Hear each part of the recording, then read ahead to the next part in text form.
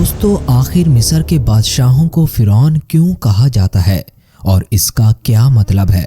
دراصل ناظرین، فرعون کسی خاص شخص کا نام نہیں ہے بلکہ یہ شاہن مصر کا لقب تھا۔ مصری زبان میں فر محل کو کہتے ہیں اور او کے معنی اونچائی کے ہوتے ہیں۔ اس سے شاہن مصر کی ذات مراد ہوتی تھی۔ مصر کی تاریخ میں تقریباً 33 فرعون گزرے ہیں۔ ہر فرعون کو تقریباً 100 سال کی حکومت ملی تھی۔ ان فرعون میں سے حضرت موسیٰ علیہ السلام کے دور کا فرعون بہت ظالم اور سخت دل تھا۔ اس نے بنی اسرائیل کو بلا وجہ اپنا زبردستی غلام بنا لیا تھا اور اس سے سخت کام کرواتا تھا۔ جو اس کے حکم کی اطاعت نہ کرتا اس کو کڑی سزا ملتی تھی۔ جب فرعون کا ظلم حد سے بڑھنے لگا تو اللہ نے اپنے پیغمبر حضرت موسیٰ علیہ السلام کو اس کی طرف مبعوث کیا۔ ایک دن فرعون اپنے محل میں بڑے آرام سے سو رہا تھا۔ اس نے ایک خواب دیکھا کہ بیت المقدس کی طرف سے ایک آگ نکلی جس نے پورے مصر کو گھیر لیا اور تمام فرعونیوں کو جلا ڈالا، لیکن بنی اسرائیل کو آگ نے کوئی نقصان نہ پہنچایا۔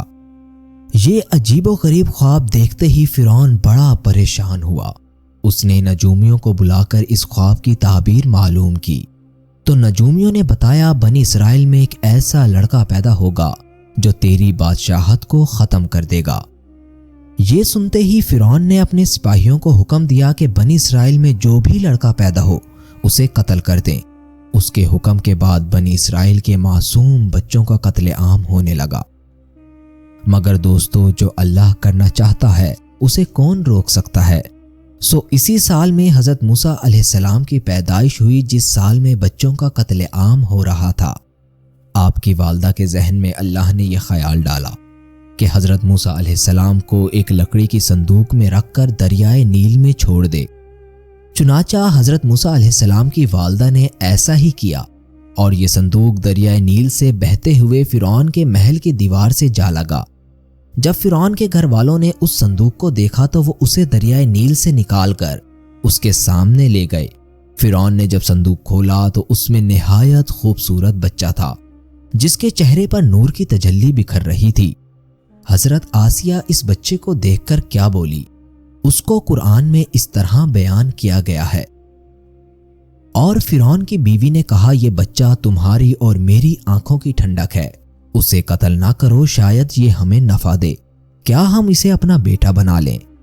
دوستو، فرعون کی بیوی آسیہ ایک نیک خاتون تھی جو غریبوں اور مسکینوں پر بڑا رحم کرتی تھی، اور حضرت آسیہ نے فرعون سے یہ بھی کہا تھا کہ یہ بچہ 1 سال کا معلوم ہوتا ہے اور یہ بچہ کسی اور سرزمین سے بہتا ہوا اس دریائے نیل میں آیا ہے، اور تجھے جس بچے سے اندیشہ ہے وہ یہیں بنی اسرائیل کا بتایا گیا ہے، لہٰذا تم اسے قتل نہ کرو۔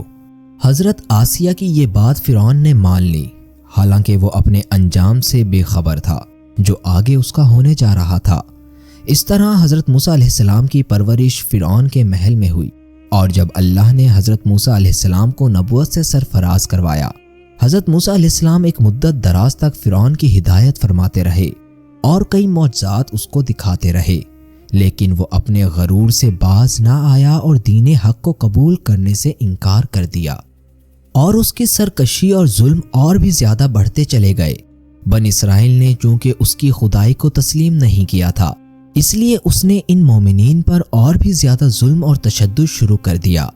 اس وقت موسیٰ علیہ السلام پر وحی نازل ہوئی کہ آپ راتوں رات اپنی قوم بنی اسرائیل کو لے کر مصر سے روانہ ہو جائیں۔